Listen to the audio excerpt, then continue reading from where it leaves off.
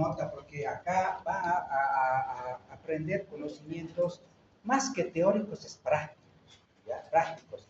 Este caso clínico que vamos a revisar les va a servir para la residencia, prega, postgrado, residencia, sus defensas de caso, porque les va a tocar cualquier caso clínico.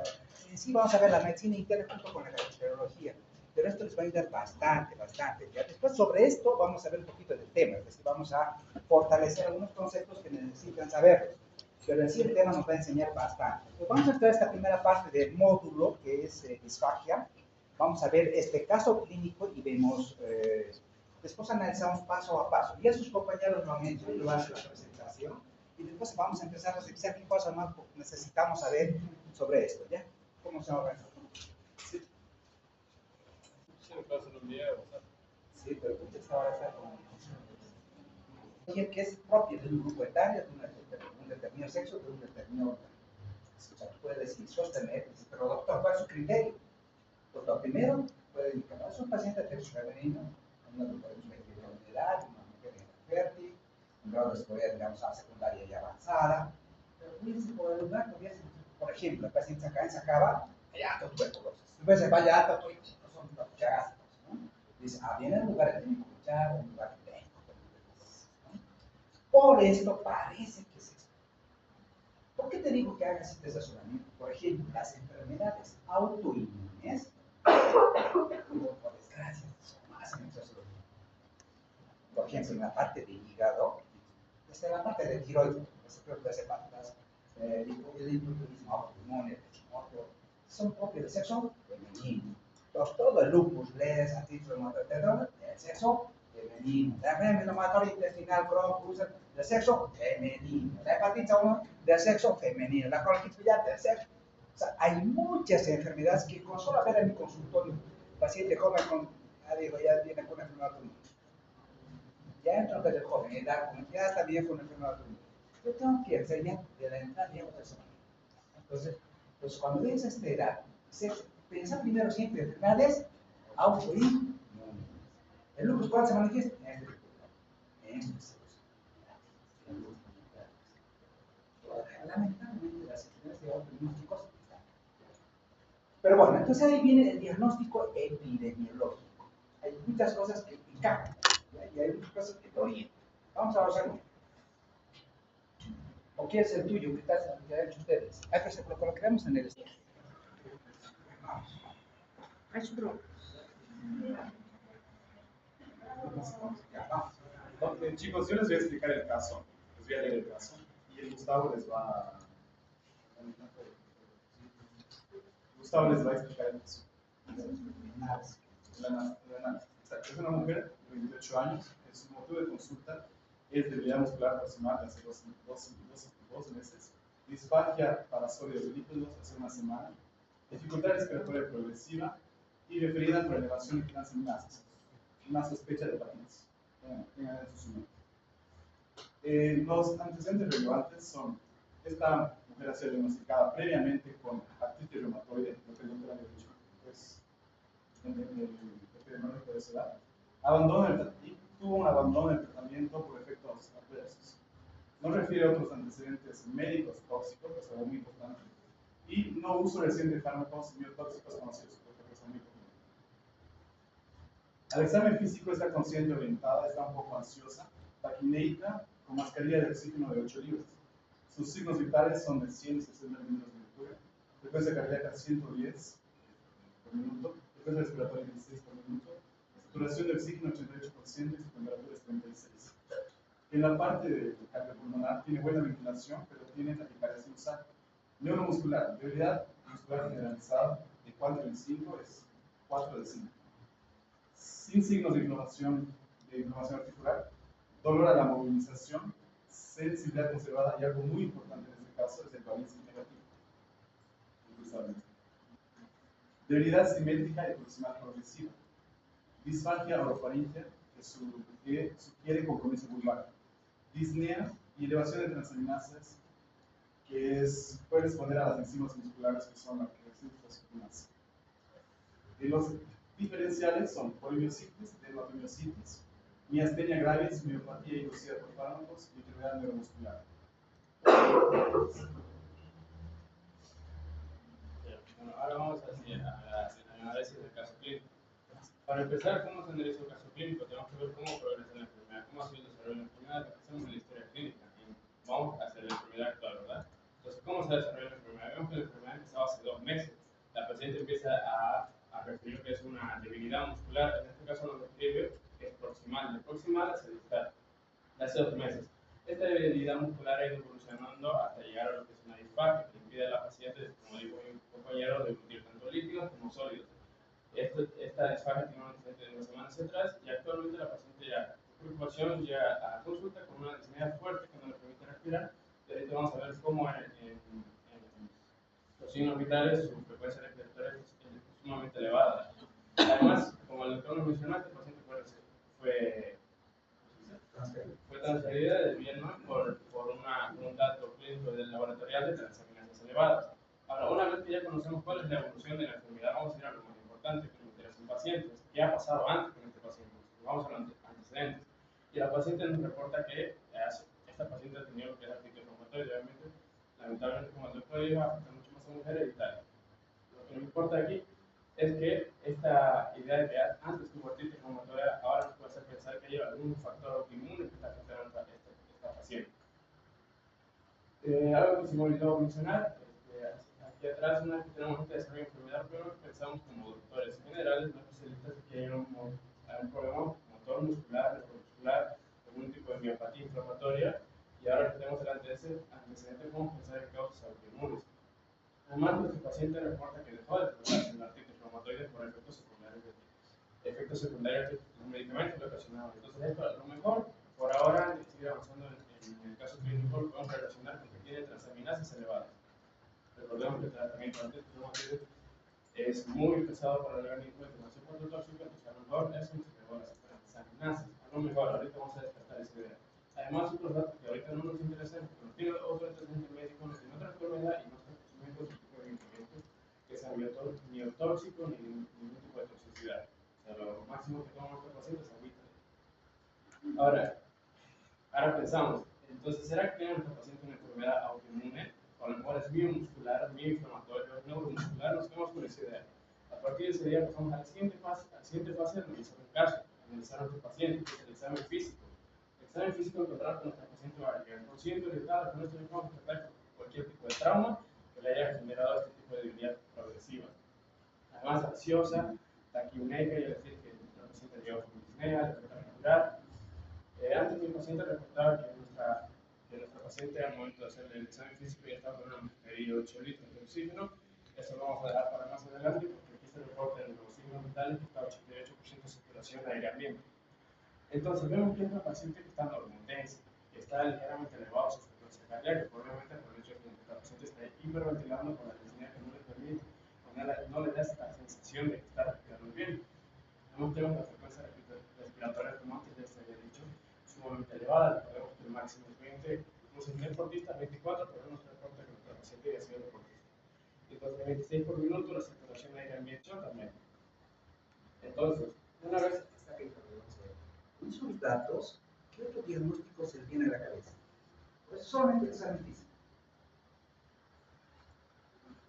Si no fuera ese síntoma, ¿no? Acá el síntoma principal es la debilidad proximal de la cintura escapular interdiana, debilidad, pérdida de fuerza, progresiva, ¿no? En meses. Pero me da esos signos vitales, ¿qué voy a pensar? Hay un diagnóstico diferencial que se me puede ocurrir en este momento. Por ejemplo, el paciente tiene hipoxemia, está taquimeica, está taquicárdica.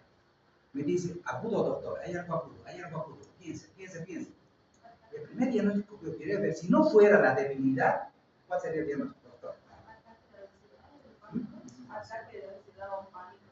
Porque no se olviden, sobre un cuadro crónico puede haber cuadros reagudizados o cuadros agudos intercurrentes. O sea, no se confíen. Ya no piensan, no, es de 2 meses. No, cuidado, de hace 2 meses comenzó, empeoró las últimas semanas, los últimos días, o hay otro cuadro intercurrente. Por ejemplo, si no tuviera debilidad proximal, lo primero que voy a empezar es hipopresión pulmonar. Taquipnea, taquicardia, o sea, puede estar asociado a un PEP, ¿ya? Ojo, uno tiene que ir pensando, ¿no? Porque te dice agudo, hay algo inestable, algo agudo, algo grave está en curso. Otra cosa es que los signos vitales estén estables. Es muy diferente. Es crónico, pero sin repercusión hemodinámica. Pero esto es crónico, pero con repercusión hemodinámica. Entonces, hay algo grave. Ya piensen que hay algo grave. Puede ser muscular, como en este caso, pero puede ser también un problema vascular. Siempre correlacionen los síntomas con el examen físico, con los signos vitales. Siempre razonamos. Vamos a ver. Sí. Entonces, tal cual como dijo el doctor, al ver estos signos vitales, podemos pensar en problemas que sean pulmonares o cardíacos. Entonces, si nos vamos al examen físico, en este caso directamente a lo cardiopulmonar, encontramos que nuestro paciente tiene una buena ventilación y que está con una taquicardia sinusal. Probablemente sospechamos, entre mi compañero ya, que la taquicardia sinusal es por hecho que nuestro paciente está hiperventilando y se encuentra ansioso. Entonces, nos pasamos a nuestra siguiente sospecha. ¿Será una enfermedad neuromuscular? En este caso, utilizando la escala de Daniels, que se divide de 0 a 5, encontramos que nuestro paciente presenta una fuerza en las extremidades de 4/5. Entendemos que en la escala de Daniels 0 sería una ausencia de contracción muscular y 5 sería la máxima resistencia, máxima contracción sin resistencia máxima. En este caso, a nuestro paciente le cuesta un poco. Después encontramos que no hay signos de inflamación articular, es decir, teniendo en cuenta que nuestro paciente anteriormente tuvo artritis reumatoide, podemos pensar en que a lo mejor causas articulares están ocasionando que nuestro paciente no esté teniendo esta facilidad para moverse o esta fuerza necesaria en las extremidades. Entonces vemos que también al tener esta debilidad muestra dolor a la movilización y tiene sensibilidad conservada, que es un dato que nos sirve para después hacer el diagnóstico diferencial. Y ahora algo importante que es el Babinski negativo. Recordemos que el Babinski negativo nos va a ayudar a confirmar o descartar enfermedades de las vías piramidales, lesiones de las vías piramidales, de las vías conductoras centrales. Entonces, nuestra paciente presenta Babinski negativo, que nos ayuda a, se podría decir, olvidarnos del hecho de que es neuromuscular y nos va a reafirmar o redirigir la idea que es una enfermedad miopática inflamatoria sistémica. Entonces, acá se destacar. Miren, se está planteando, o es un problema muscular propio, o es un problema de la transmisión neuromuscular. Si fuera muscular, miocitis, si fuera solamente neuromuscular, de la transmisión de la placa muscular, de la transmisión del receptor, que es miastenia de la transmisión neuromuscular. Y de otro, pues, si fuera una propia del nervio, estamos hablando de un Guillain, o sea, el Guillain es una polirradiculoneuropatía periférica aguda. Esa evolución más rápida, ¿no? Evolución más rápida. Entonces, ¿es nervioso puro? ¿Es de la transmisión neuromuscular o es muscular? Los tres son autoinmunes. Uno que ataca al músculo, el otro que ataca al receptor y el otro que ataca a la mielina. Los tres tienen la misma fisiopatología autoinmune. ¿Ok? Tengo que empezar a razonar. ¡Wow! Ahora, ¿cuál es? Entonces empiezo a hacer mi examen neurológico, ¿no? El examen neurológico es fundamental. Por ejemplo, el Babinski negativo. ¿Cuándo es el Babinski positivo?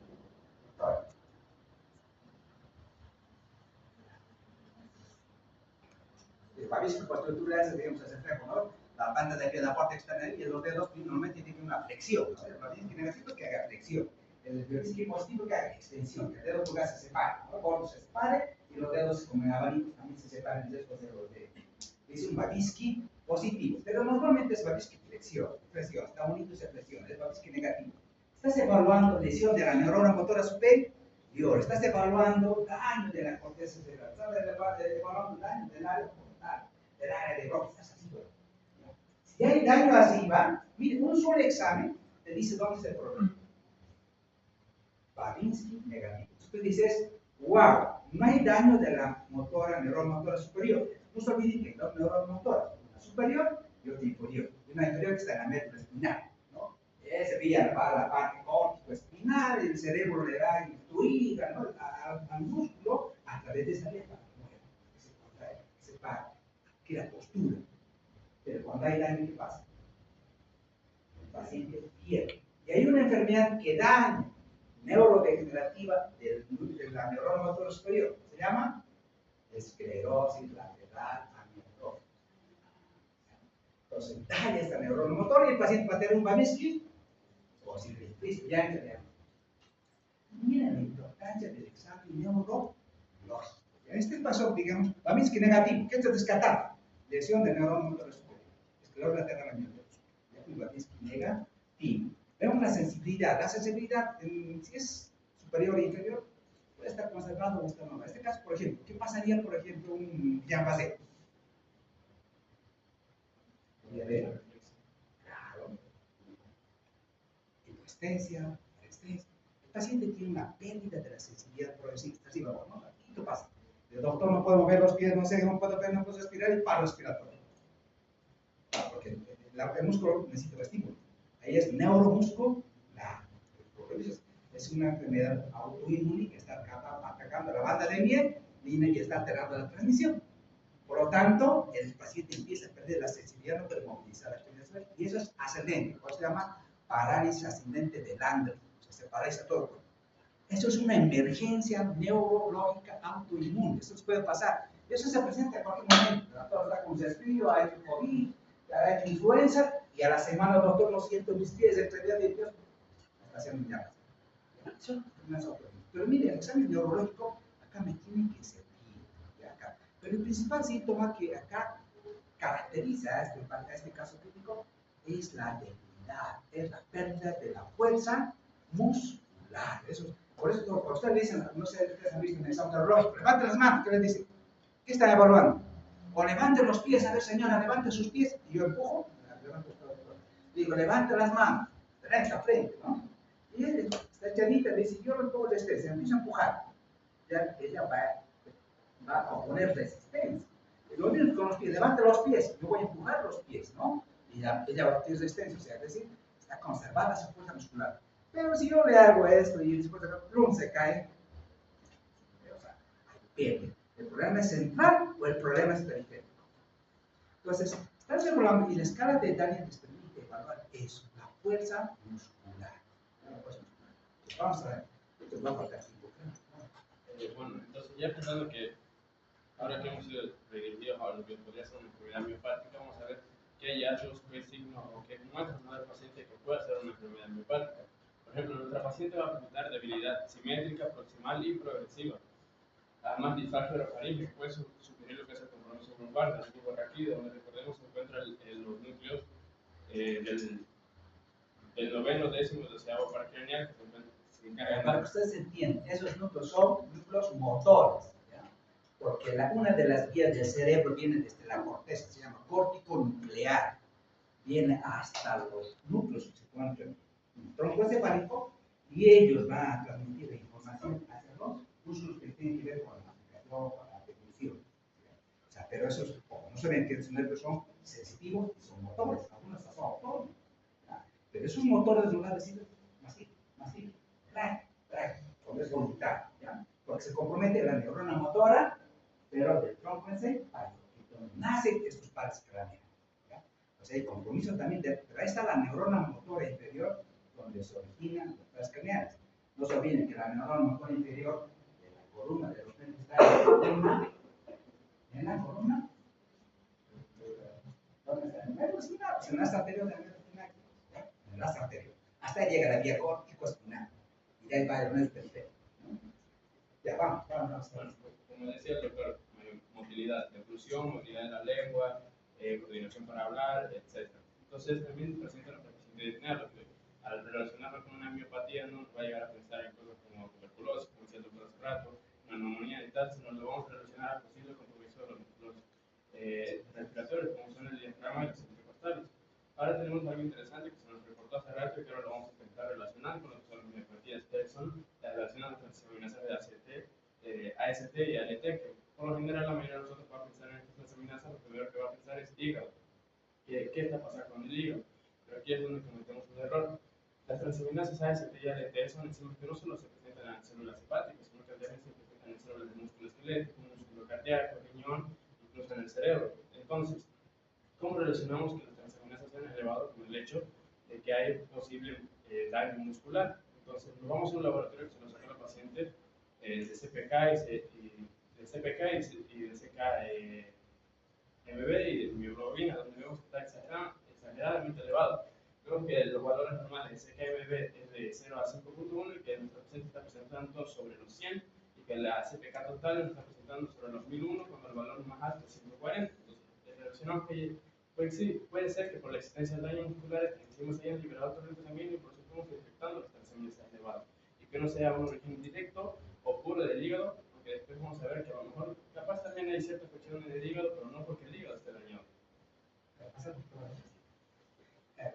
les llama la atención ahí? Miren, la troponina es una enzima cardíaca que estudia la patología cardíaca, ¿no? No vamos a analizar la troponina, ¿no? Pero la CPK, mira, tienes dos fracciones, la fracción MB de la característica proteinasa, que es la fracción MB, ¿ya? Es un poquito más relacionado con el músculo cardíaco, ¿ya? Pero la CPK, la característica proteinasa, la total mina, está en 1000, y su valor normal es de 26 a 140. ¿Qué pasa? Cuando las células musculares sufren daño del músculo, estas se liberan a la sangre. Estas se liberan. Por ejemplo, hay una enfermedad que puede dañar todos los riñones, que se llama por liberación exagerada de daño muscular, necrosis muscular. Es la rhabdomiólisis. Hay una miólisis, hay un daño de destrucción de esa zona muscular. Por ejemplo, la doctora ha hecho mucho ejercicio, nunca hizo ejercicio, pero de repente se lo puso trotar, digamos, kilómetros. No puede haber daño muscular, la gente que no hizo eso, ¿no? Entonces va a haber un efecto muscular daño. Y vamos a ver en estas patologías su CPK va a estar altísimo, su latido va a estar altísimo.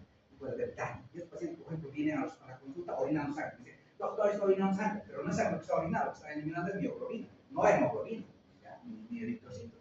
¿Por qué? Porque hay daño del músculo. Eso pasa en la rhabdomiólisis. Pero en este caso, miren, como hay daño del músculo, es un proceso inflamatorio agudo, autoinmune del músculo, el músculo al ser dañado, estas enzimas se liberan. Y el resultado es altísimo. Por ejemplo, la mioglobina, ¿está normal o está? Está altísima. La mioglobina se carga de transportar oxígeno dentro del músculo.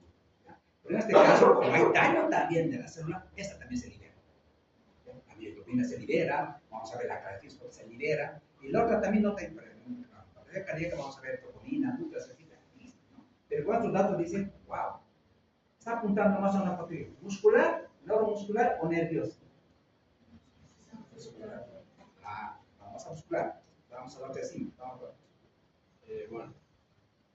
Ya, teniendo esto en cuenta, nos hemos ido directamente a lo que es el diagnóstico diferencial. Antes de ir a solicitar los laboratorios, y hemos seleccionado estas miopatías típicas comunes que ya hemos estado mencionando anteriormente, que son la poliomielitis, la dermatomiositis, la miastenia gravis, la miopatía inducida por fármacos, el Guillain-Barré y la esclerodermia lateral amiotrófica. Entonces, nuestra percepción nos lleva a que es poliomielitis. ¿Por qué? Porque hemos ido descartando una a una. Por ejemplo, la dermatomiositis, como dice ahí, debe presentar hallazgos cutáneos, como son los siguientes, el exantema heliotrópico, que son estos párpados que se presentan violáceos, o lo que son las papas de Gotthold, que son las que detrás se ve, que están así como violáceos, inflamados, etc. Entonces, una vez se presentan estos signos, que suelen ser agudos en un paciente que presenta dermatomiositis, entonces se descarta la enfermedad. Pasamos al siguiente, que es la miastenia gravis. El doctor ya lo mencionaba hace rato. La miastenia gravis va a presentar debilidad muscular, pero a diferencia de la poliomielitis va a ser fluctuante, además va a generar fatiga en nuestro paciente. Además suele empezar en músculos oculares, presentando tosis o diplopía en el paciente, además de que esta no va a elevar la CPK a nivel, como ya les he demostrado, que es elevado. Sin embargo, la poliomielitis va a presentar una debilidad constante, progresiva, no va a tener síntomas oculares. Ahí, por ejemplo, está excelente. Si ustedes saben la fisiopatología, entienden eso. El problema no está en el músculo, el problema está en la placa neuromuscular, en la transmisión, en el receptor, ahí está el problema. Entonces no tiene por qué elevarse las enzimas. El problema es cuando está en el músculo, en este caso. Entonces es importante saber la fisiopatología para entender por qué se eleva, por qué no se eleva. Perfecto, entonces por eso se elimina la idea de la miastenia gravis. Ahora pasemos por la miopatía inducida por fármacos, que es la menos probable. ¿Por qué? Porque ya se nos reportó que a la paciente le falta más fármacos biotóxicos, tóxicos en general, pero no ha sido colocado aquí porque recordemos que ha dejado de tomar tratamiento para el artritis reumatoide por los efectos secundarios, entonces es posible. Sin embargo, se descarta por los antecedentes que ya dejó de tomar. Entonces se cancela también esta posibilidad. Ahora vamos a lo más interesante y en lo que la mayoría de aquí pensaríamos en primera instancia, síndrome de Guillain-Barré o esclerosis lateral amiotrófica.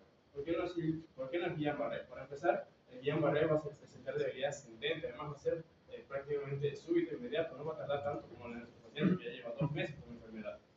Además, no va a elevar tampoco la CPK, volvemos a lo mismo, si eleva el CPK, lo más probable es poliomielitis. Además, ahora para descartar como el doctor nos mencionó, el Babinski positivo está presente en él. Si no hay Babinski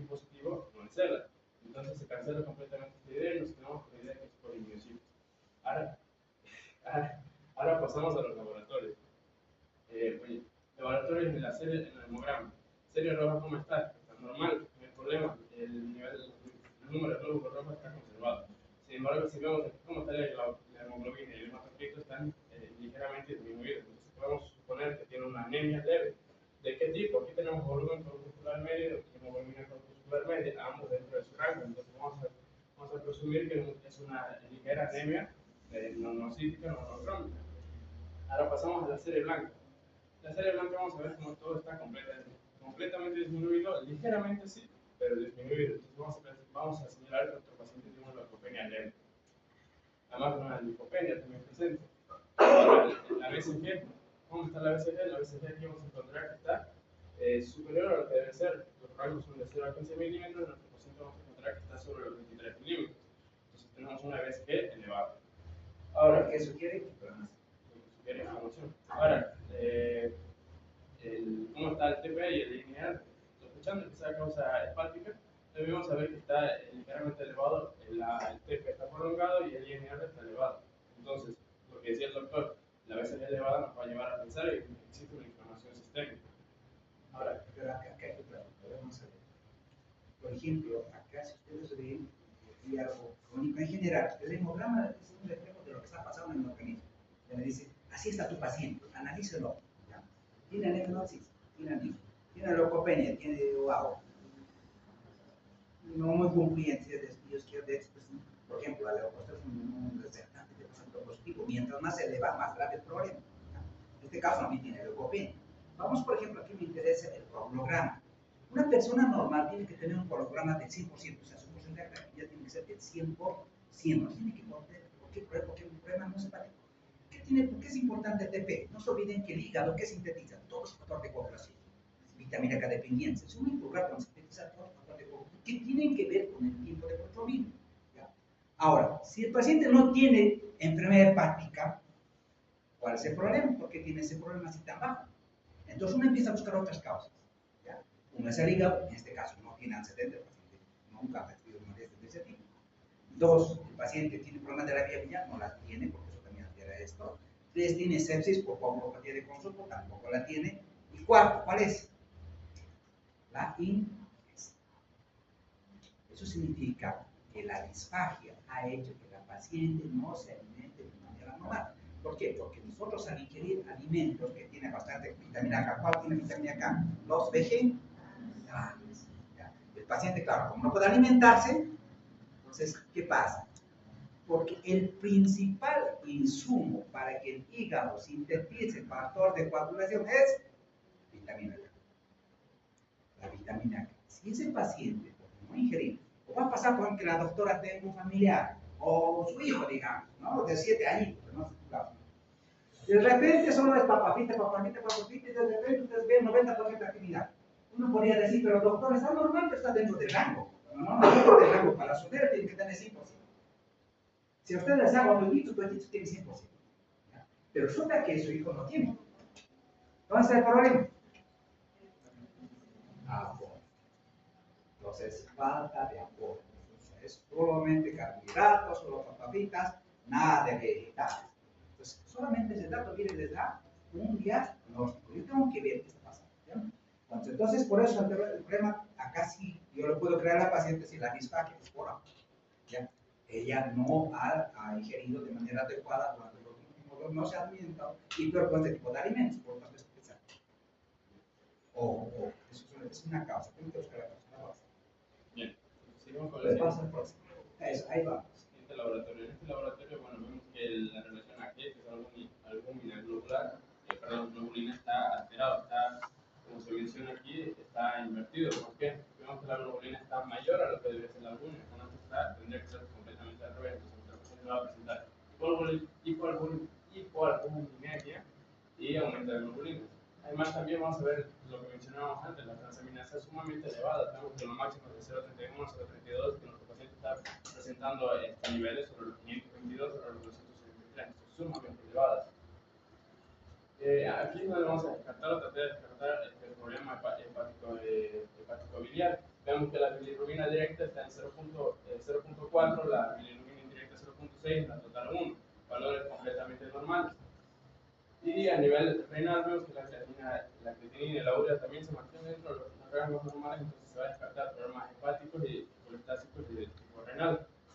También tenemos lo que es la lactato deshidrogenasa que se va a afectar en el perfil hepático, señalándonos o mostrándoles lo que es el daño celular y el caso muscular.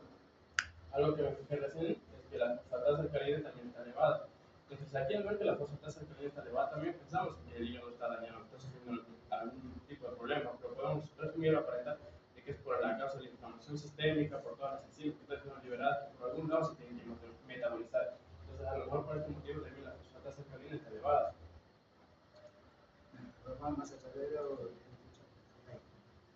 Miren, acá de esto, no se olviden que estamos hablando de una enfermedad inflamatoria aguda severa. Entonces, acá ustedes tienen que empezar a manejar reactantes de fase aguda, reactantes de fase aguda positivos y reactantes de fase aguda negativos. ¿Cuáles son los reactantes de fase aguda positivos? La leucocitosis, la BES, la PCR, la ferritina. O sea, mientras más inflamado, se va a disparar el fármaco. Acá, por ejemplo, ¿cuál es el reactante de fase aguda negativo? La albúmina. Mientras más inflamación, la albúmina va a bajar. Miren, la albúmina, ¿cuánto está? 1.8 grados por litro. Si ustedes con solamente ver ese parámetro de albúmina tan baja, es un proceso inflamatorio severo, porque este parámetro, este laboratorio, la albúmina profunda, en casos inflamatorios agudos, baja. Por eso se llama reactante de fase aguda negativo. Mientras más bajo, más grave es su problema, más grave la inflamación. Por ejemplo, yo tengo un paciente con enfermedad inflamatoria intestinal. Voy a pedir por más albúmina. Voy a pedir todos los reactantes de fase aguda. ¿Ya? Pero voy a pedir albúmina. Y estos pacientes, ¿cómo creen que está la albúmina en una enfermedad inflamatoria intestinal? ¿Baja o alta? Baja. De hecho, ese examen y he hecho el diagnóstico. Tenía una enfermedad inflamatoria intestinal. Solo con ver la albúmina. Ya me está orientando que hay algo. Porque obviamente el paciente va a tener síntomas gastrointestinales, ¿no? Dolor, distensión, diarrea, va a haber, pero a eso, asociado a albúmina baja, ya se ha hecho el diagnóstico. De ahí la importancia de la albúmina como reactante de fase aguda negativo. Esto lo digo porque esto es un poquito en general de medicina, pero lo manejamos también en la especialidad y ustedes también lo van a ver.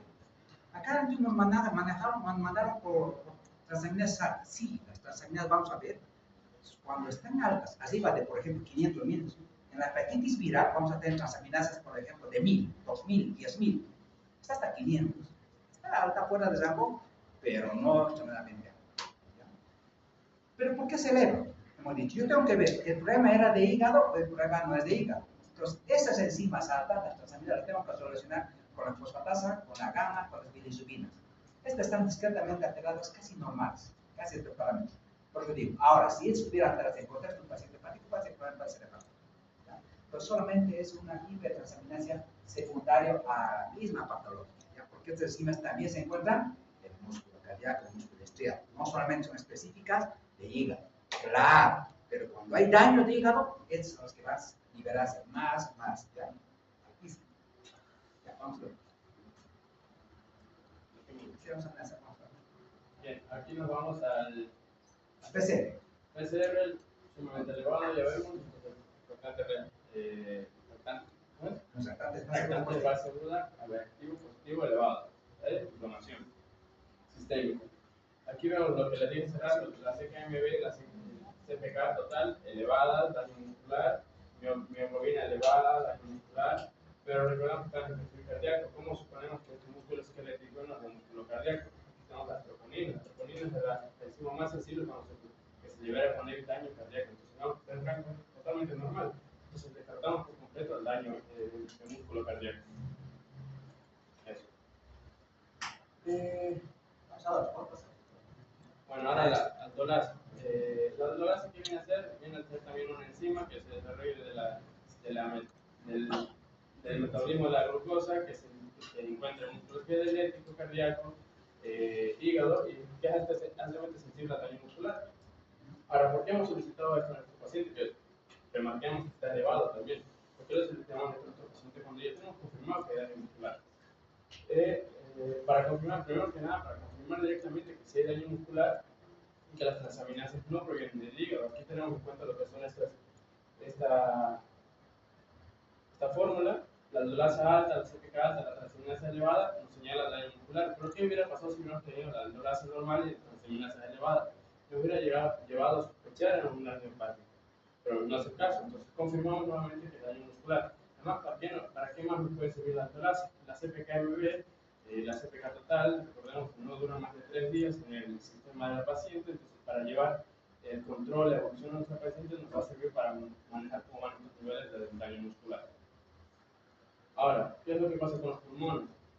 Nos hemos olvidado y hemos dejado mucho atrás lo que es la disnea. ¿Por qué mi paciente está con disnea? Si vamos a lo que es esta radiografía, ¿qué pueden encontrar? Prácticamente nada, una radiografía normal. Entonces, ¿qué se sospecha? Lo que se decía al principio en lo de disnea, que puede haber compromiso muscular. Entonces, se sospecha que el diafragma no está funcionando como debería estar funcionando, no está generando esa fuerza ventilatoria, entonces va a provocar que nuestro paciente presente una hipoventilación progresiva. Entonces va a haber una dificultad de la eliminación del dióxido de carbono, entonces va a producir lo que es una alcalosis, que inicialmente, según lo que hemos visto, la gasometría se va a compensar, porque vemos que la PAF está en 194, con una alcalosis respiratoria compensada, saturación de oxígeno de 92. Recordemos que al inicio nuestro paciente estaba con 82%, 88% de saturación de oxígeno de ambiente, pero se le ha colocado una mascarilla de 8 litros, con 8 litros de oxígeno, ¿verdad? Porque en realidad no es necesario, no sería necesario colocar tanto oxígeno, tanto aporte de oxígeno a un paciente, porque nunca se debe llevar al 100% de saturación de oxígeno con la asistencia ventilatoria. Entonces, el motivo por el que se le ha colocado esta cantidad tan alta de oxígeno es por el hecho de que no es porque el pulmón tenga una infección o el pulmón esté en fundirse ni nada, sino porque el músculo que ayuda a respirar, que es el diafragma principal, no está ejerciendo la fuerza necesaria por el mismo hecho que nuestro paciente está presentando una debilidad progresiva, ya de larga data. Entonces nuestro paciente empieza a generar menos fuerza ventilatoria y generar una hipoventilación progresiva. Entonces era necesario que al momento de recibir a esta paciente ponerle una gran cantidad de oxígeno ventilatorio de asistencia para poder normalizar y poder evaluar a nuestro paciente en un rango de por lo menos 92% de saturación de oxígeno. Y así llegamos al Dice, wow, ¿la deglución qué es? Es un astrocertego neuromuscular. Entonces, si el problema es así, o el problema es en los músculos, usted ya es fácil, ¿no? Por ejemplo, vamos a ver, ¿qué pasa con la fisiología normal? No olviden que estos nervios durante las fases faríngea, esofágica, oral o esofágica o orofaringia, participan muchos músculos que tienen que ver con la deglución. Principalmente son estos músculos.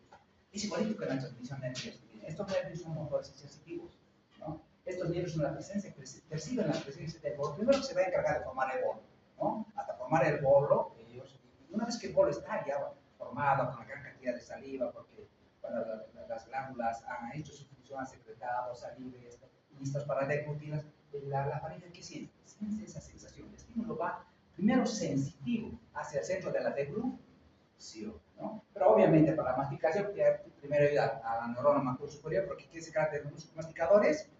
La neurona motora superior, y la información va allá y llega hasta las neuronas motoras, y a través de las neuronas motoras dice a los músculos de la masticación, mastique y forme el bolo. ¿Ya? Esa primera parte ya fue hacia arriba.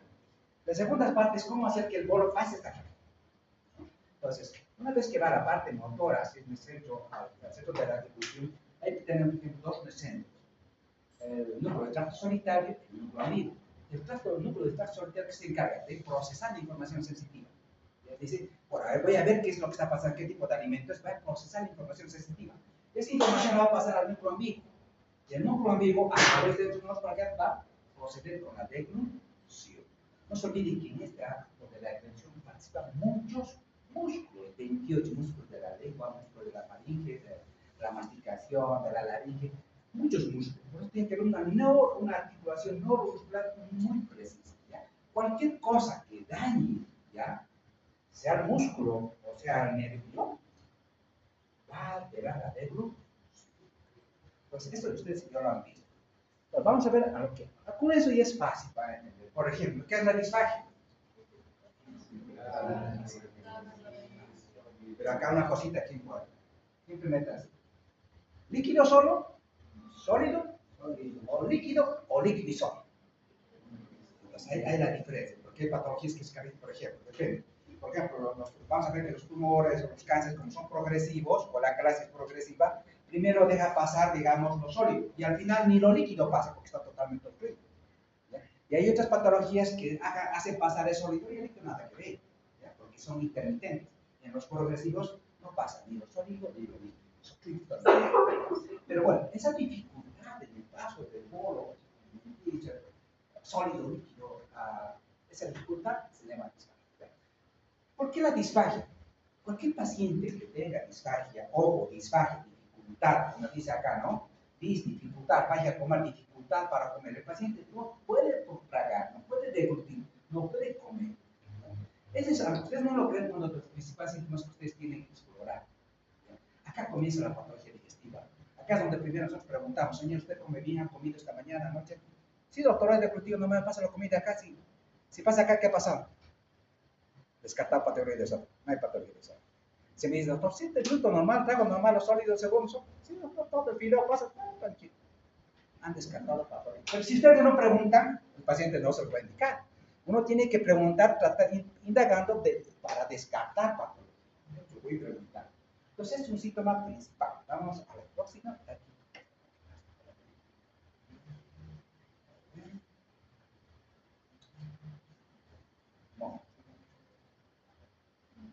Bueno, miren, la prevalencia de epidemiología, claro, estas enfermedades, los problemas de disfagia, ¿quién se van a frecuentes? Los jóvenes son los adultos. A mayor edad, más compromiso. No se olviden que a mayor edad hay más enfermedades neurodegenerativas, Alzheimer, demencia, esclerosis lateral amiotrófica, digo, entonces va a haber compromiso de la disfagia, ¿no? Va a haber ACVs, ¿no? Entonces, a mayor edad, el problema de la disfagia es muy frecuente, ¿no? Ojo, en adultos mayores, pacientes hospitalizados, es muy frecuente. Entonces, un paciente de la tercera edad, yo voy a empezar a pensar siempre que esta patología es frecuente, ¿no? En los jóvenes, rara vez, vamos a ver, rara vez, a no ser que tengan una patología que es frecuente, que nos vamos a mencionar enseguida. Entonces, según la localización, la disfagia, ¿qué es? Solo tengo dos tipos. Pues alta, baja. Si ustedes quieren, es de transición porque tienen que pasar de la boca hacia el estómago, o de iniciación o alta. ¿Y la otra cuál es? Es la disfagia de progresión o baja. Miren, esta está relacionada con el problema realmente es neuromuscular. Este otro problema es más orgánico que funcional. Pero yo tengo que saber, siempre la etiología hemos dicho. Por ejemplo, si son enfermedades neuromusculares, ¿cuáles serán las enfermedades neuromusculares? Claro, algunas enfermedades que tienen que ver con la neurona motor superior a nivel central, y la causa que ocasiona ya disfagia de origen central, progresión de esa neurona motora, que son los accidentes cerebrovasculares. Son la causa de disfagia al. Después viene Parkinson, la esclerosis, la demencia, etc. Claro, lesión al neurona motora superior, ¿no? De la corteza. Pero cuando vemos la parte neuromuscular, claro, que es de las neuromusculares que nos ubican, ¿no? Especialmente por miocitis. Estas enfermedades son entonces, pues, en este caso clínico, que te enseña muchas cosas, pero aunque se ve raro, pero te ayudan, ¿no? A analizar muchas cosas. Miastenia, placa, disturbios musculares o cáncer, estenosis. Pero en general, la principal causa, como dice, 75% son los accidentes cerebrovasculares. En cambio, en la disfagia esofágica, el problema es de progresión. Él no logra progresar, no logra deglutir, o es baja. Entonces, vamos a ver, el problema es estructural, hay algo que está alterando la estructura normal, anatómica del estómago, o el problema es motor. Hemos dicho, ¿de quién se encarga de progresar el bolo alimenticio? El peristán físico. ¿Y el peritativo de quién depende? De los músculos. Si hay alteración de estos músculos, pierden la fuerza muscular, o hay una peristalsis, una hiperperistalsis, va a alterar o el espasmo difuso, va a alterar la progresión normal del bolo, del desorden. Entonces, o es mecánico o es estructural. Si les pregunto en el examen, por ejemplo, ¿cuál es la causa estructural más frecuente, benigna, que ocasiona disfagia? Estoy diciendo, causa crónica, benigna. Si es benigna, esto no es frecuente. Cada causa frecuente, digamos, de estenosis es maligna, el cáncer. Es crónica. Maligna, benigna. Esto es muy frecuente en el paciente de la tercera edad, porque tiene ese flujo crónico, tiene hernia de hiato, acá haciendo un proceso inflamatorio crónico del tercio distal del esófago, se fibrosa, estenosis. ¿Ya? Entonces, la estenosis péptica del esófago es frecuente en pacientes de la tercera edad. Después vienen los cánceres, ¿no? Los chaquis, por ejemplo, vamos a ver su ambiente de Saki, es frecuente en las personas jóvenes, eso se llama la esofagitis eosinofílica. Vamos a ver eso, que es más frecuente en la mente. O es motor o es estructural. Pero cuando vemos, digan, ¿por qué es importante esto? Claro, porque esto, si el paciente no logra deglutir, o es alto o es baja, el problema va a ser, son pacientes como vienen, con destrucción normal o enflaquecidos. Muchas veces con hipovolemia, desnutrición, lógico. ¿Por qué? Porque los alimentos no logran llegar al intestino y no se absorben, porque se quedan. Muchas veces se quedan ¿dónde? Dice, doctora, señora, ¿dónde? A ver, dígame, ¿cómo pasa? No, doctora, aquí se queda. ¿Qué tiene? Logra deglutir, pero acá siento que la carne que he deglutido esta mañana, es que me quedó acá, doctor, estoy como atorada. Está atragantamiento. ¿Por qué? Porque, claro, esa parte distal del esófago, como tiene una estenosis, está cesado, lo líquido puede pasar, pero lo sólido no va a pasar, se va a quedar. Entonces, siente sensación de ahogo, ya de atragantamiento, de ahogo. Y la paciente te dice, ¿dónde se queda? Acá, doctor. ¿Pasa al estómago? No, doctor, se queda aquí. Y después, a veces, cuando llega la emergencia, tenemos que retirar, ¿no? Como cuerpo extraño. Sacaron la carne, a veces lo devuelven, lo regurgitan, ¿ya? El paciente le puede salir en ese momento, pero ojo, ¿no? Puede haber, el paciente viene gente enflaquecido, ¿no? De tercera edad, del área rural, viene enflaquecido. Yo digo, wow, empiezo, si por ejemplo, paciente de tercera edad, del área rural, con pérdida de peso, ya pérdida de peso, y tiene disfagia, inmediatamente yo tengo que preguntar las características. ¿A qué? A sólidos, a líquidos, a progresiva. No, si usted no se atraganta, ¿cierto? Sí, doctor, me atraganto. Está hecho el diagnóstico. ¿No? Estenosis péptica de esófago, ¿ya? En lo benigno. Después vienen los cánceres. Pero lo más frecuente es las estenosis, lo otro normal, ¿no? Entonces ustedes van a empezar a preguntar, esto tienen que preguntarlo siempre, desde cuándo, cómo hemos hecho, qué características tiene, si es progresivo o intermitente, si es intermitente, por ejemplo, es funcional, si es progresiva, es neoplásico o es PEP. Es para sólidos, para líquidos, para ambos, tenemos que preguntarnos. Siempre es el diagnóstico diferencial odinofágico, por codifágico, que no es lo mismo, ¿no? Odi, ¿qué significa? Dolor, dolor, dolor. ¿Y qué traduce esto, ese síntoma? Inflamación de la mucosa, inflamación de la mucosa. No solamente tienen que saber el concepto, tienen que saber lo que implica ese concepto. Y eso es lo más importante, no es de memoria. No, doctor, odinofágico. No, pero ¿qué implica? Inflamación de la mucosa. Porque cuando ustedes tienen, por ejemplo, una faringitis, ¿qué tienen? ¿Odinofagia o disfagia? Odinofagia, dolor, porque hay inflamación de la mucosa, de la faringe, ¿no? ¿Por qué? Por la inflamación, puede ser frío, la gripe, ¿no? Entonces, tengo que saber diferenciar estos conceptos, tengo que manejar bien, chicos, ¿ya? No puedo confundir una ODI con DIS. Oye, imagínense, es como en el examen, no puedo confundir, porque DIS es dificultad. Eso traduce algo malo. Pero si no es el concepto, ya de entrada ya me perdí, ¿no? Si es el concepto, ¿qué implica? No, pues neuromuscular o es de progresión, ¿no? Siempre preguntar los antecedentes, muchos de los problemas que tienen pacientes asociados con esto, ¿no? El paciente ya tiene un diagnóstico establecido, tiene una alergia, tuvo estenosis, o ha sido sometido a cirugía, o tiene una enfermedad neuromuscular, o hay viejitos, por ejemplo, que vienen así, ¿no? El paciente pide más líquido, no puede procesar más líquido para lograr deglutir, poder deglutir con normalidad, corta mucho, come lento, más que excesivo. Wow, tiene algún problema, ¿no? Algún problema que está indicando o disfagia, disfagia, ¿no? Estudiar. Pero siempre hay que hacer este diagnóstico, ¿no? ¿Es orofaringe? ¿Es alta o es baja? ¿Es orofaringe o es esofagia? Es lo primero que se tiene que ver. Porque si es orofaringe alta, lo manejan los otorrinos. La parte de esofágica la vamos a manejar nosotros. Porque ahí tiene que ser otra puede funcionar esta mierda, porque también la pueden hacer, ¿no? Pero hay que ver. Por ejemplo, ¿qué es disfagia orofaringe? El problema está al inicio, al comienzo. Él no puede masticar, tiene que estar primero para masticar y tomar el borde, ¿no? Porque tiene escape por la boca, tiene ciarroseas, se quita, claro, porque no puede pasar y la comida como que se queda en la boca y ¿qué va a pasar? Va a empezar a salir por la nariz, ¿no? O por la boca, o tiene ciarroseas, entonces el paciente va a tener problemas al inicio, ¿ya?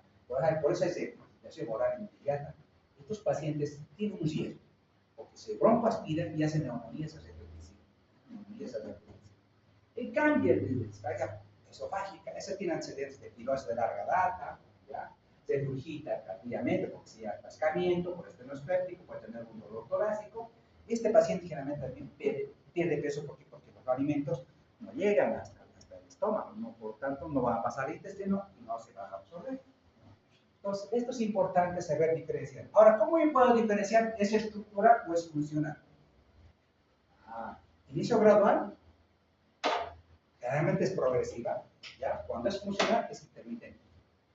Tiempo sí, tiempo sí, es intermitente. Pero esto es progresivo. Primero comienza para sólidos, y después para líquidos, después no pasa nada. ¿Ya? En lo progresivo, en lo malo, en lo malísimo, no es bien. ¿Ya? Este sí se repercute en estado general, este. Entonces, en base a estas características, yo puedo decir, es funcional, no es orgánico. Porque es funcional, puede ver por trastornos de la motilidad, ¿ya? Un espasmo espástico difuso, ¿ya? El problema es motor, funcional, el problema no es la función, pero debo saberlo diferenciar clínicamente. Es progresivo, es intermitente. ¿Y el examen físico es fundamental? Sí. Ahí se les ha colocado un dibujito, porque está con rojo adentro.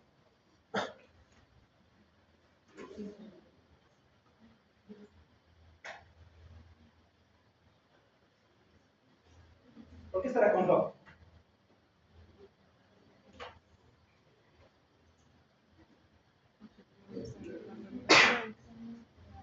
Primero, cuando usted se haga un examen físico, cuando haga el físico a su práctico, ¿ya? Y vea una mujer, no pueden pasar por alto el examen de tiroides.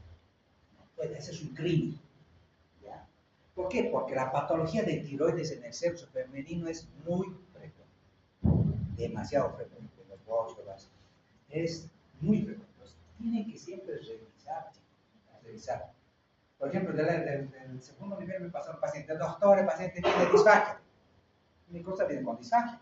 Ya, perfecto, el señor, me siento, señor de rural, de Poliera, me dice, tengo disfagia. Y le pregunto, ¿no? Señora, ¿por qué le han mandado? ¿Cuál es su síntoma? ¿Cuál es su molestia? ¿Saben qué me ha dicho? Doctor, me duele acá. ¿Le duele? A ver, indíqueme con su dedo. Aquí, doctor, tengo dolor. Diagnóstico, doctor. Hipertiroidismo, tal vez, o adenopatía. Tengo dolor acá. ¿Usted es de gluten normal? Sí, doctor, hace los años pasados, sí, doctor, normal. Pero tengo dolor, ¿dónde? Con su dedo, con su dedo. Glándula tiroides. Tú la examinas, aumentado de tamaño. Una tiroiditis aguda. El problema del paciente, ¿cuál era? El problema de la tiroides no era el problema del esófago, no tiene nada que ver, era una tiroiditis. Hacemos una ecografía, aumentado de tamaño con los órganos tiroideos. ¿No? Entonces, miren, la importancia de preguntar, ¿dónde? Dígame, porque el paciente te dice dónde es. Te muestra, a ver, con su dedito, aquí, doctor. Tú le ves, wow. ¿Cuál era su molestia? No era por la disfagia, ¿no? El dolor cervical, tiroideo, la región cervical, tiroides, del área de la tiroides, y obviamente puntos inflamatorios. Entonces, ojo, no confundan, a veces cometen ese tipo de cosas. Obviamente vamos a hacer examen neurológico, el examen laringológico, vamos a hacerlo, si no vamos a enviar al torino, vamos a hacer la parte pulmonar, abdomen, la semiología siempre es importante, ¿no? Siempre es importante. Ahora, en el examen cervical, en este caso, por ejemplo, de disfagia, ¿qué pasaría si, por ejemplo, yo en el examen físico, ya, si el problema es en la tiroides, abuelo ya sé que es una tiroides, ¿ya? Cualquiera de las que hay. Pero si de repente en el examen físico encuentro glándulos aquí, un glándulo cervical, mujer con pérdida de peso, ganglio cervical, uno grande, del área rural con fiebre. Bueno, mujer de 20 años del área rural con fiebre y veo una adenopatía cervical importante acá. Diagnóstico. Joven, con cuadro crónico, ¿ya? Y de repente tiene un ganglio aquí importante, una cervical importante. ¿No? Tuberculosis ganglio. Tuberculosis ganglio. Ahora, si ustedes revisan, por ejemplo, acá, ganglio aquí, otro ganglio que supracapitulares axilares, diagnóstico, doctor. Linfoma. Hecho diagnóstico de linfoma. Mire, ¿cómo el examen te lleva a diagnóstico? Los pacientes hemos tenido, doctor, con diarrea, pérdida de peso, y el paciente, ¿usted come, tiene problemas digestivos, intolerancia?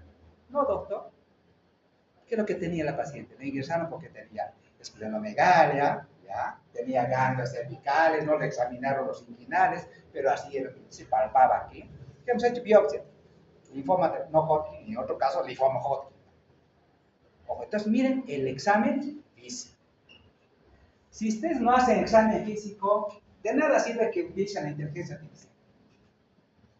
Pueden manejar muy bien la inteligencia artificial, pero siempre dice, oye, este es solamente hecho por inteligencia artificial. Y los exámenes que nosotros mandamos dicen, ojo, correlación de cosa clínica. Correlación de cosa clínica. Pero si el clínico nunca ha examinado, ¿por qué va a correlacionar? Nada. Se examina, se revisa, se examina, se razona. Cuidado. Bueno, entonces, ¿qué examen complementario vamos a hacer? El primer examen, no se olviden que la disfagia es un síntoma de alarma. Y al ser un síntoma de alarma, el primer examen que voy a hacer la endoscopia. Endoscopia, con visión directa voy a ver. Eso somos duodeno, ¿no? No se olviden de eso. Permite explorar hasta duodeno. Y la endoscopia además nos permite tomar biopsias. Si es cáncer, lo va a biopsiar. Si es esofagitis eosinofílica, lo va a biopsiar. ¿Ya? Puede tener el diagnóstico, porque esas patologías se hacen con biopsia. No puede diagnosticar una esofagitis sin biopsia. No puede. ¿Ya? El paciente puede tener membrana. Y este estudio, por ejemplo, si el paciente tiene, por ejemplo, el estudio básico que se utiliza. Si la doctora le diga, a ver, doctora, hay un cuerpo extraño, ¿qué estudio le va a solicitar usted a su paciente? Tiene sensación de cuerpo extraño, toda acá está y una faringe. ¿Qué le voy a pedir cerca del esófago? No sé si está por cerca del esófago. La esofagoscopía. Ustedes colocan cuerpo extraño, por favor, esofagoscopía y diagnóstico abajo, cuerpo extraño esófago. Entonces, ¿qué le están mandando? Esofagoscopía. Entonces, el esofagoscopio, el sitio de paciente, va a ver y va a extraer el cuerpo extraño. ¿Ya? Entonces, este es el primer estudio, es el primer instrumento y el procedimiento escópico que usted tiene que empezar a familiarizarse. Esofagoscopía. Otra cosa es la endoscopía. Otra cosa es el procedimiento, otra cosa es el equipo. El equipo es el endoscopio. ¿Ya? El procedimiento es la endoscopía. ¿Ya? Entonces, acá tengo la tose, aquí tengo el endoscopio. Y mire, con la endoscopía empiezo a ver todas estas lesiones. Esofagitis erosiva, voy a ver una estenosis del esófago, puedo ver el base, lo voy a biopsiar el base, puedo tener un adenocarcinoma, lo voy a biopsiar.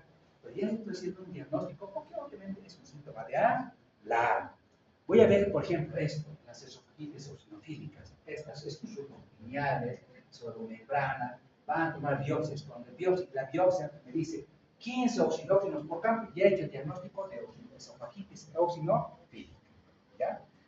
La causa de disfagia intermitente en jóvenes, la principal causa es la esofagitis eosinofílica. Pregunta de examen, siempre es pregunta. ¿Ya? Una disfagia intermitente en paciente joven igual a esofagitis eosinofílica. Esto es frecuente, este es un inmunomediano, ¿ya? Es de tipo alérgico.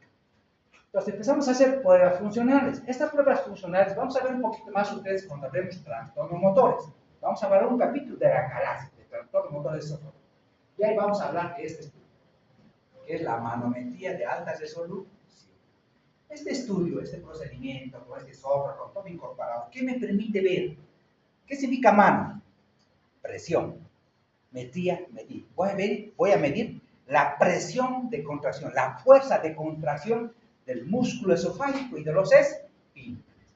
Ahí voy a ver esa acalasia, tipo 1, tipo 2, tipo de acalasia, otros trastornos motores. Vamos a ver cuando vemos trastorno motor.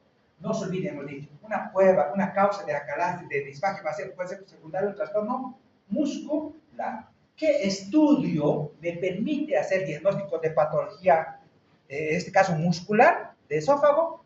La manometría esofágica de alta resolución.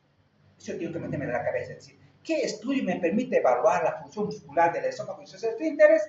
La manometría de alta resolución. Y eso vamos a ir viendo con ustedes, veamos, más adelante. Hay otro estudio que se sienta salido, por ejemplo, de endofit, coloca una zona en un caso esofágico que acá y mide la distensidad.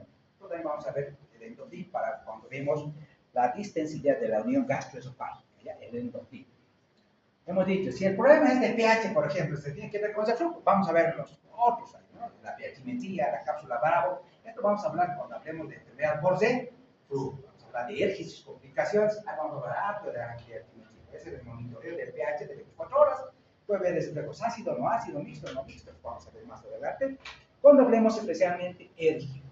Pero si el paciente tiene cáncer, yo te voy a poner una tomografía, ¿no? Para estadificar el cáncer. Hay otro estudio que también lo vamos a ver de endoscopía, ¿ya? Y otro viene la tomografía y miren, acá como un cáncer de esófago, lo puedo ver, ¿no? Como está estenosado a la luz del sol, obviamente el paciente no va a progresar porque está obstruido por un cáncer de esófago, ¿ya? Puede ser proximal o distal, hay diferentes tipos de cáncer, lo vamos a ver con un módulo cuando hablemos de cáncer de esófago, eso lo vamos a ver más adelante. Por ejemplo, hay otros estudios que tienen que ver más que todo con tránsito. Estos dos estudios que nos permiten, por ejemplo, ver la apertura, esta es una videofluoroscopía para ver, por ejemplo, ustedes dan un trago de varios, hay diferentes tipos de tragos de varios, y el paciente lo deglute. Y con el fluoroscopio vamos a ver cómo el paciente deglute ese trago de varios, ¿no? Fisiológicamente tendría que ser normal, pero cuando empieza a haber obstrucciones o falta de apertura, como en este caso del cuerpo superior, entonces vamos a ver alteraciones también a ese nivel, ¿no? Acá, por ejemplo, este es un caso interesante. Esta siempre se pregunta en el examen, así, ¿qué es la disfagia alusoria? Cuando ustedes vayan a anotar a los gastros, ahí te van a preguntar, ¿y qué es la disfagia alusoria? Les van a preguntar siempre. Es una causa vascular de disfagia, ¿ya? Mire, es una rara causa de disfagia. ¿Por qué? Porque el problema es vascular, ¿ya? En este caso, por ejemplo, ¿qué pasó? La arteria, ¿ya? La arteria subclavia derecha, normalmente viene del lado derecho, nace del lado izquierdo, ¿ya? Y pasa por detrás del esófago y lo comprime. Eso se llama disfagia alusoria, ¿ya? Entonces, el problema es vascular congénito. Entonces, y esto es frecuente, no, rara vez lo vemos, pero siempre les pregunto, no sé por qué les gusta preguntar en la residencia, les gusta preguntar por disfagia alusoria. ¿Qué es la disfagia alusoria? Pues es una disfagia vascular. Esta prueba, por ejemplo, es ojo varietado, claro, ¿sí? Esto antes lo hacíamos mucho porque no teníamos el endoscopio. Si yo le doy un trago, ¿no? Porque si quiero ver alguna alteración estructural, económica, accesible, puedo hacer esto, ¿no? Le doy un trago de varios al paciente y voy a ver, ¿no? Cómo el trago de varios va pasando. Y mire, en la clase vamos a ver esto. El esófago varietado o esofagograma consiste en darle al paciente deglutir un trago de varios para que las imágenes de rayos que vayan captando van bien estas características. Miren cómo el trago me dice acá, la clase en la parte distal está bien estrechita y la parte distal está lateral. Entonces, el diagnóstico es desde acá, no se relaja el tercer inferior y el esófago por la parte proximal, distal, perdón, se dilata. Se dilata y esto no se dilata. El típico de acá, la ácida. A veces nos permite ver este esofagograma, estos famosos divertículos de Secker también, ¿no? El esofagograma y divertículos de Secker, que va a permitir ser diagnóstico. ¿La radiografía será importante o no? Todo paciente digestivo siempre le pedimos tórax, abdomen, tórax, abdomen. Por ejemplo, diagnóstico de estos, ustedes que son radiólogos. Ya ha pasado imagen, ¿no? Diagnóstico. ¿Cuál es tu nombre? Ya lo voy a recordar. Alejandro, me voy a acordar. Algunos decían que conocían, pero la mayoría los conozco, ¿no? La mayoría los conozco. A ver esa placa, diagnóstico. ¿Normal o anormal? Cuando comencemos de eso, ¿normal o anormal? ¿Normal o anormal? ¿Por qué? ¿Por qué? Vamos a buscar por qué. Esta placa es el diagnóstico. Y como este diagrama del lado izquierdo está más ascendido que el derecho, no este dice más bajo, ¿ya? El hígado si más alto está más bajo, este está más alto, ¿no? Pero ¿qué le está distendiendo? La cámara del estómago, ¿ya? Pues este paciente, mire, tenía un estenosis de antro, ¿ya? Un estenosis de antro, con un cáncer de antro. Claro, como el antro del estómago estaba cerrado, el estómago estaba tan dilatado, y esto está bien en este nivel, ¿no? Agua, y aire. Paciente con cáncer. Claro, ocasiones por compresión, puede ser una molestia, ¿no? Entonces, siempre pedimos tórax y abdomen, tórax y abdomen. Vamos a ir viendo muchas veces, vamos a ver harto de placa, vamos a ver harto de laboratorio. Este placa, por ejemplo, ¿qué les parece? Diagnósticos. Aquí que ven acá. Cuerpo extraño. Cuerpo extraño en sombra. Hemos dicho, por fisiología no va a pasar nada, tranquilo, va a progresar, hay que hacer seguimiento. ¿Ya? No se lesiona, no se preocupa, no pasa nada. Diagnóstico. Acalasia. Negasófago, intestino ensanchado. ¿Ya? Hay un poquito de cardiomegalia, charas, cardiomegalia por charas. quinto medio, la clase secundaria ya es muy frecuente, ya vamos a ver eso. Pero vean la importancia de las imágenes en el diagnóstico. Bueno, ¿y el tratamiento de qué depende? De la causa, ¿no? De la experta de la causa. Entonces, la próxima clase vamos a empezar a ver, chicos, ya vamos a ver el caso clínico. ¿Quién está en la lista? En segundo, no tengo la lista. ¿Quién le toca?